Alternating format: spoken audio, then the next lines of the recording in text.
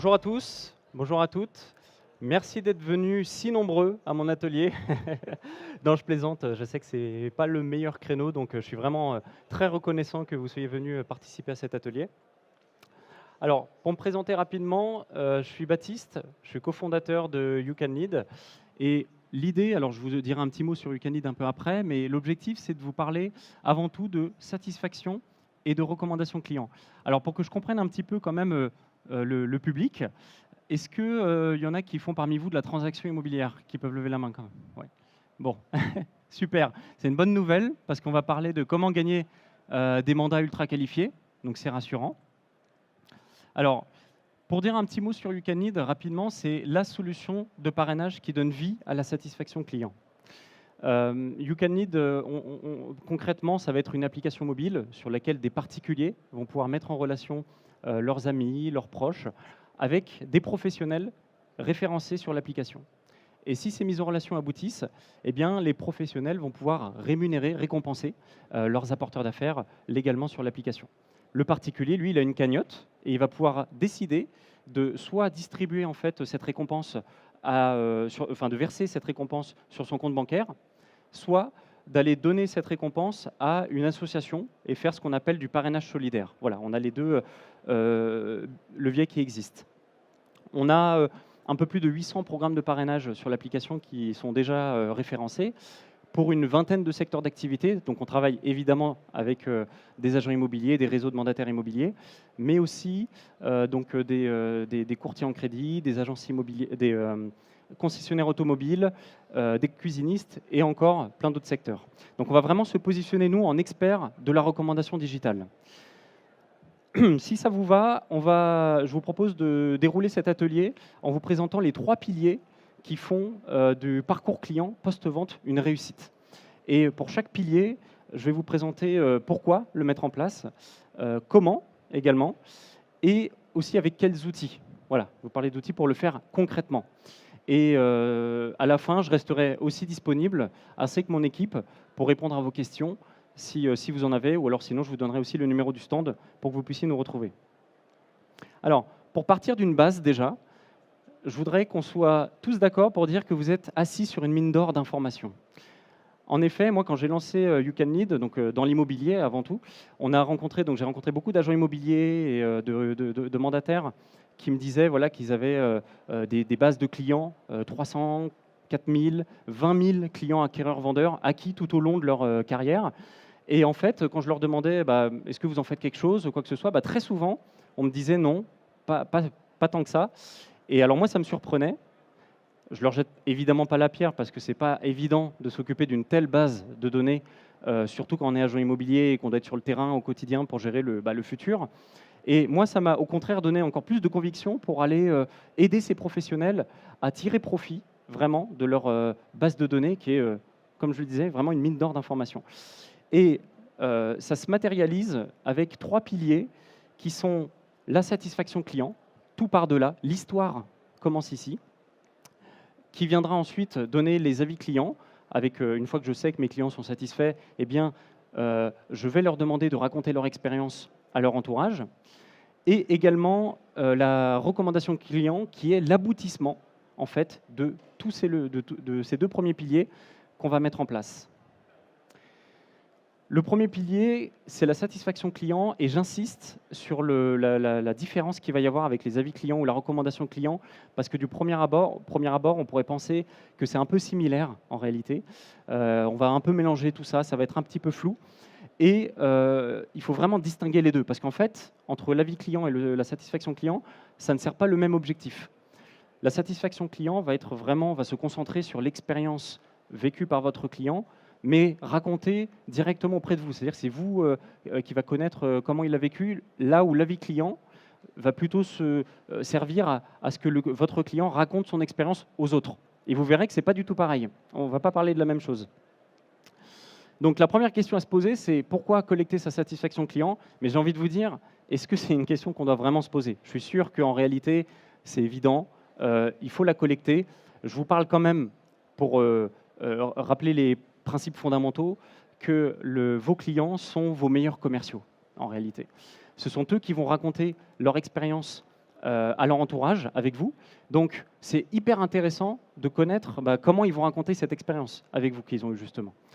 C'est pour ça que ça vous donnera aussi la possibilité de savoir qui peut vous recommander, parce qu'on peut être surpris, on peut avoir des a priori, des fois sur les gens qui peuvent être vos meilleurs ambassadeurs, alors qu'avec de la satisfaction client, vous pouvez tout de suite identifier les bonnes personnes qui pourront parler de vous à leur entourage. Et enfin, ça va un peu sans dire, évidemment, améliorer ces axes d'amélioration. Ça peut être, donc, collecter la satisfaction client, ça peut être aussi un levier pour aller créer d'autres services, proposer ou améliorer des offres existantes que vous avez pour compléter votre service. Alors, je vous donne un moyen qui est évident pour collecter la satisfaction client, c'est l'enquête de satisfaction, le questionnaire. On va leur demander comment s'est passée l'expérience, mais avec la mesure du NPS, qui est obligatoire. J'insiste là-dessus. Alors, je vais vous dire ce que c'est pour le terme scientifique, mais je vous rassure, vous connaissez, en réalité, vous connaissez tous. C'est le Net Promoter Score.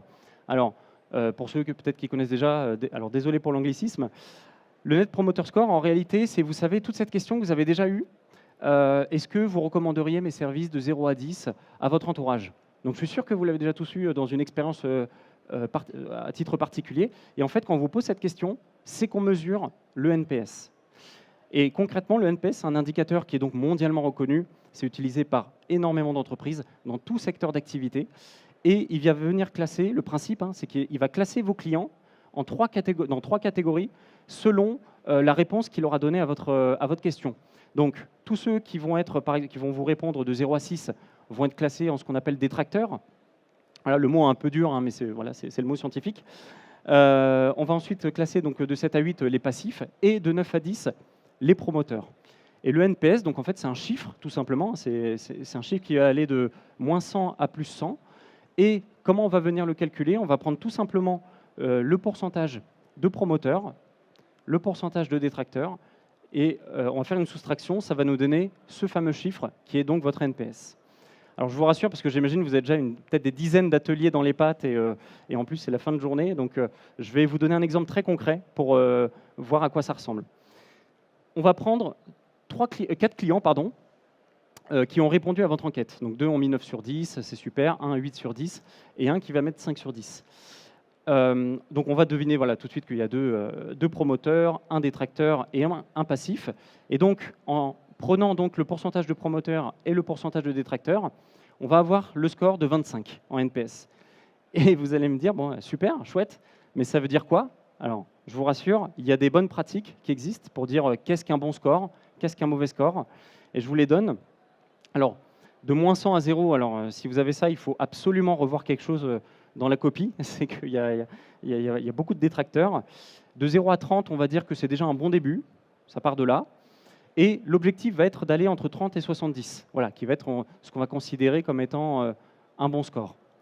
Et plus de 70, là, je pense que vous êtes un modèle, il n'y a rien à redire, et c'est presque parfait. Alors, je vais vous poser une question maintenant, et je voudrais vous demander, là, on va prendre un exemple très concret. Selon vous, ça va être quand le bon moment pour envoyer une enquête de satisfaction à vos clients? Je vais vous demander de lever la main, je vous rassure, pour pas qu'on parle tous en même temps. Est-ce que ceux qui pensent que c'est après l'estimation, c'est après l'estimation? Non? Bon. Est-ce qu'il y en a qui pensent que c'est après la signature du mandat? Ouais. 2. Pardon? Après l'estimation. D'accord, pardon, j'avais pas vu, excusez-moi. Il y a tellement de monde, faut que je... Désolé. Et donc c'était après l'estimation, après la signature du mandat. Bon, ouais. Et après la signature de l'acte authentique. Bon. Eh bien, effectivement, je vous rassure, vous allez être contents, vous avez tous raison. C'est toujours le bon moment d'envoyer une enquête de satisfaction. Alors, je m'explique. Je vous dis pourquoi. En réalité, dans un projet aussi important et complexe que peut l'être un projet de vente ou d'acquisition immobilier, ça peut être long. Il peut y avoir énormément de facteurs qui viennent impacter la bonne réussite du projet, qui ne dépend pas forcément de vous d'ailleurs. Et ça serait dommage de s'arrêter, en fait, d'attendre d'aller jusqu'au bout avant de demander à son client s'il est satisfait. Pourquoi? Parce qu'en fait, dès le début, le client, il a déjà des choses à raconter. Il a déjà pardon, il a déjà une expérience vécue avec vous et il peut déjà raconter son expérience auprès d'autres. Donc c'est toujours intéressant d'aller collecter déjà une partie de satisfaction dès le début. Un autre avantage, c'est que ça va aussi vous permettre de faire une certaine granularité, de collecter par exemple l'amélioration de la satisfaction au fur et à mesure du parcours, parce qu'un client peut être content au début et un petit peu moins après. Et l'autre avantage, c'est un sujet purement marketing, c'est juste que l'action crée la répétition, la répétition crée l'action, excusez-moi. Et donc, le fait de demander 3 fois à un client de répondre à une enquête, vous avez mathématiquement 3 fois plus de chances à ce qu'il réponde à cette enquête. Je vous donne quelques outils pour pouvoir mesurer la satisfaction client. Donc évidemment, alors je vais vous dire un petit mot sur YouCanid, mais il y en a d'autres, Wizville ou SurveyMonkey que vous connaissez peut-être et qui sont très bien. YouCanid pour connaître, alors nous par exemple, on va couvrir ce besoin-là en proposant, en vous permettant d'aller collecter des enquêtes de satisfaction auprès de vos clients. Donc vous construisez un formulaire, un questionnaire. Il y a la fameuse question du NPS, donc on collecte le NPS automatiquement pour vous avec des statistiques. Et l'intérêt, c'est qu'on va vous amener jusqu'au bout, c'est-à-dire jusqu'à la deuxième étape, qui est l'avis client. Parce qu'une fois qu'on sait qu'on a des clients satisfaits, ça serait intéressant d'aller leur demander d'aller nous déposer un avis client. Donc, ça m'amène au deuxième pilier, qui est certainement celui que vous connaissez le mieux. En réalité, pour être franc, je sais que dans le monde de la PropTech, pour connaître une vingtaine de secteurs d'activité, c'est dans la PropTech que vous êtes le plus développé et le plus efficace en matière d'avis client. Il y a tellement de solutions qui existent. Donc je vais passer très vite sur ce pilier-là, mais on va redire un peu de généralité déjà. Les avis clients, c'est vrai que c'est incontournable. C'est votre vitrine, c'est votre notoriété. Alors je prendrai les questions. C'est une question, c'est ça? Ouais. Alors on m'a donné un timing, je vais essayer je vous prendrai juste après pour les questions, il n'y a aucun problème. Je ne vous oublie pas, de toute façon je ne risque pas. Je vais vous donner un exemple, une anecdote que je vais vous raconter pour prouver ça, même si c'est évident. Vous voyez, ma sœur récemment a vendu son appartement, et quand je lui ai demandé un peu de raconter son expérience, quelle a été sa démarche pour vendre son appartement, elle est allée sur Google Maps, elle a tapé agent immobilier, je vous raconte un exemple de la vie de tous les jours en fait, et elle est allée prendre l'agent immobilier qui était le mieux noté et le plus proche de l'appartement. Et la réalité, c'est qu'elle ne se souvenait plus de l'agent immobilier avec qui elle avait acheté l'appartement la première fois. Donc on sait que c'est devenu le réflexe du particulier. Alors je suis désolé, je ne sais pas si c'est très lisible pour la statistique, donc je la donne à haute voix, mais 87%, ce sont les Français qui regardent les avis clients d'une entreprise avant d'acheter. Donc ça paraît évident, mais c'est toujours important de le répéter. C'est vraiment devenu un réflexe humain avant d'aller plus loin. Il y a quand même des bonnes pratiques qui viennent avec ça. Il faut savoir qu'un avis client, ça se collecte systématiquement après une enquête de satisfaction positive. Je vous le disais un peu avant, c'est pour faire le lien avec le pilier.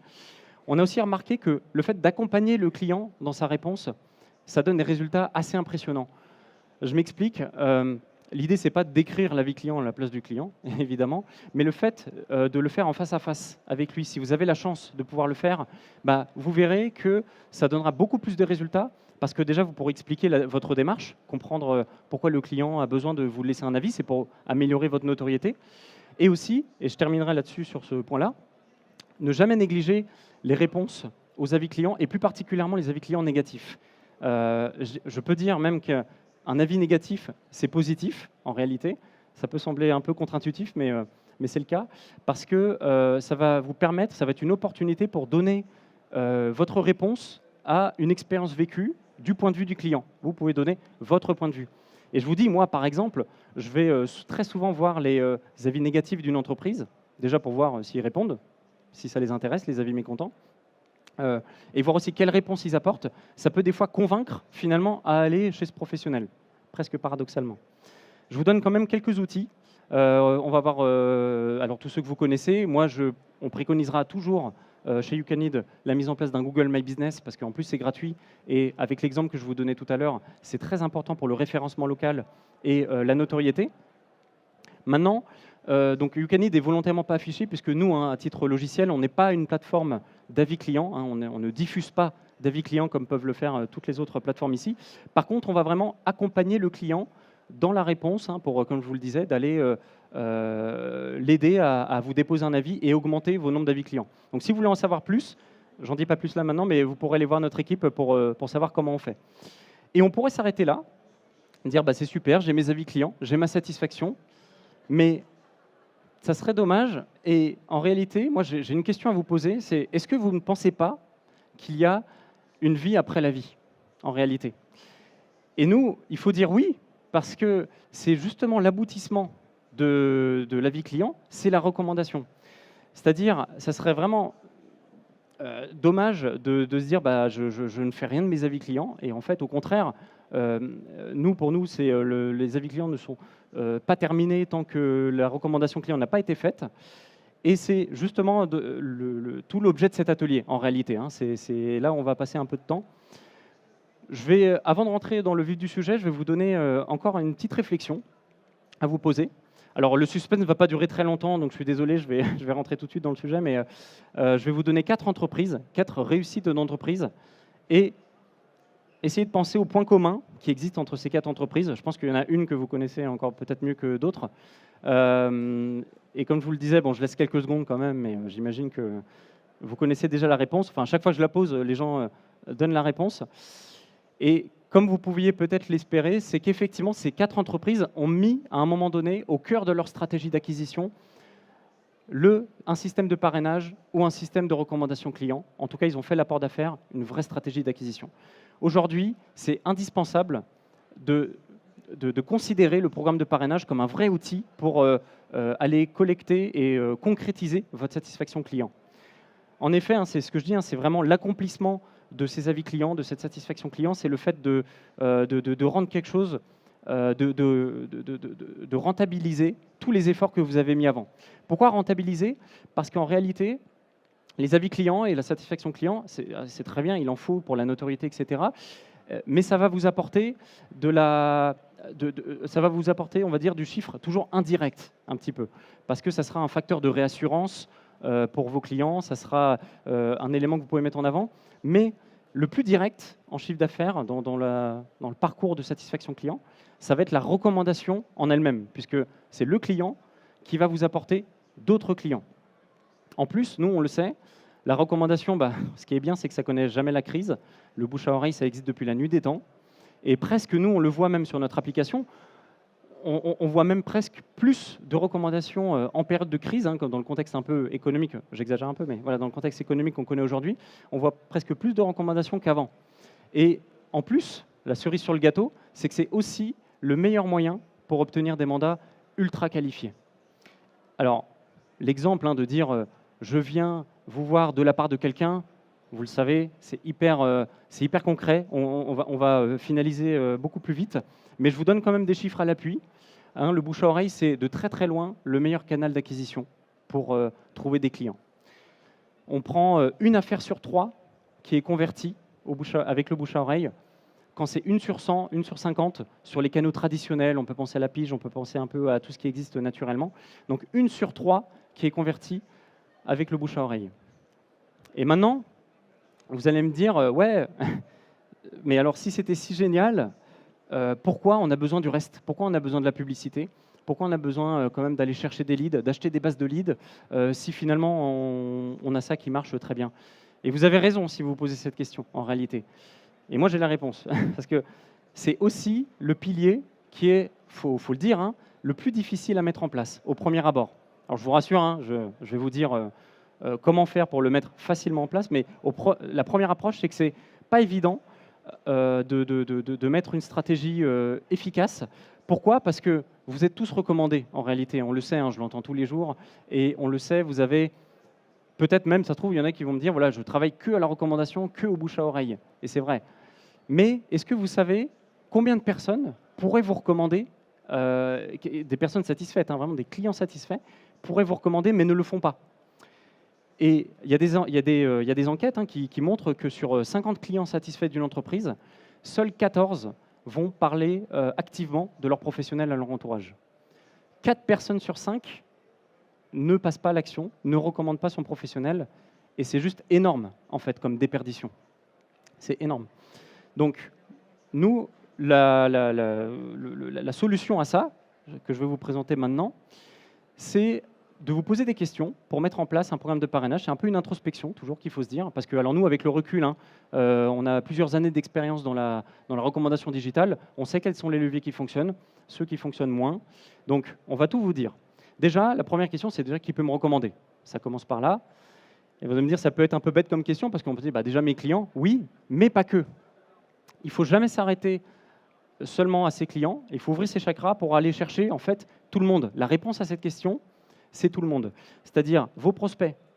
Je vous le disais tout à l'heure, un client donc, qui n'est pas allé jusqu'au bout dans le parcours, enfin un prospect qui n'est pas allé jusqu'au bout avec vous, peut parler quand même en bien de vos services parce qu'il a apprécié la relation. Il peut quand même aller recommander des personnes pour dire bah, ils sont quand même top, ils ont l'air carrés, c'est juste que moi je ne suis pas allé au bout parce que finalement ce n'était pas le moment de vendre, par exemple. Voilà. Votre cercle proche, finalement, c'est quand même ceux qui vous connaissent le mieux, mais surtout aussi vos prescripteurs. Donc là, je vais penser à donc, tous les commerces de proximité. Vous allez avoir donc, les boulangeries, les coiffeurs, etc., mais aussi les gardiens, qui sont des bonnes sources d'informations pour trouver des mandats.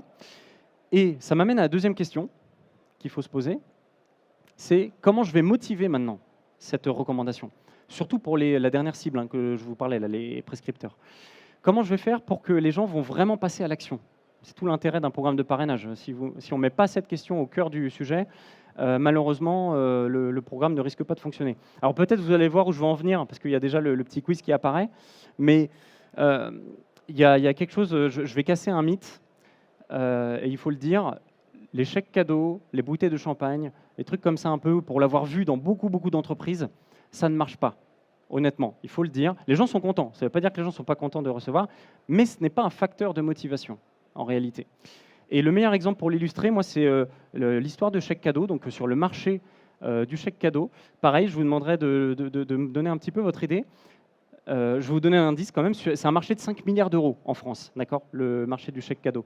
Est-ce qu'il y en a qui pensent que le montant de chèque cadeau perdu, donc perdu, c'est-à-dire oublié hein, au fond des tiroirs, est-ce qu'il y en a qui pensent que ça dépasse sur une année, on va dire, le million d'euros? Ouais, ok. Ah ouais, pas mal. Est-ce qu'il y en a qui pensent que ça dépasse les 10 millions d'euros sur le marché? 100 millions? Ah, j'ai l'impression d'être aux enchères. 100 millions, ouais, 1 milliard? Bravo. Eh bien, écoutez, alors, pour ne pas faire le juste prix, on va dire que c'est 1 milliard d'euros. C'est 1 milliard d'euros qui est oublié au fond des tiroirs chaque année. Ce qui démontre en fait la désuétude complète des chèques cadeaux, qui est en constante augmentation, d'ailleurs, en réalité. Et la réponse à cette question, alors je veux choquer personne, hein, mais c'est le cash, honnêtement, pour le voir, nous, au quotidien. 8 personnes sur 10 préfèrent recevoir des récompenses en cash dans un programme de parrainage plutôt que d'autres moyens.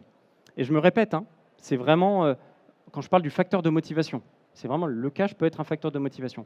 Et quand vous complétez ce facteur-là avec quelque chose comme le parrainage solidaire, par exemple, j'en parlais un petit peu avant, typiquement de dire, bah, y a des gens qui ne vont pas recommander forcément pour de l'argent, mais elles peuvent le faire pour une conviction. Donc, par exemple, de dire, bah, écoute, si tu me mets en relation avec quelqu'un qui veut vendre sa maison, moi, je vais donner 100 € à la SPA.